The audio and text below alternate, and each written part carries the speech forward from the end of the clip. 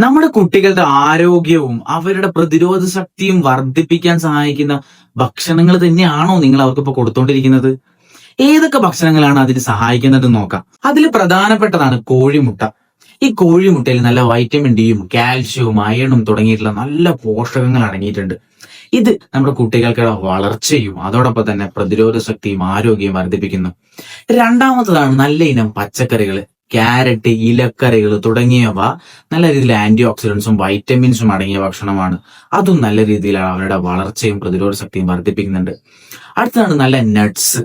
ഈ nuts, walnuts, ബദാം, cashews തുടങ്ങിയവയും നല്ല രീതിയിലുള്ള ന്യൂട്രിയൻസ് അടങ്ങിയതാണ്. അടുത്ത പ്രധാനപ്പെട്ട ഒന്നാണ് റാഗി അല്ലെങ്കിൽ മുത്താറി. ഇതും നല്ല രീതിയിലുള്ള ന്യൂട്രിയൻസ് അടങ്ങിയിട്ടുള്ള ഭക്ഷണങ്ങളാണ്.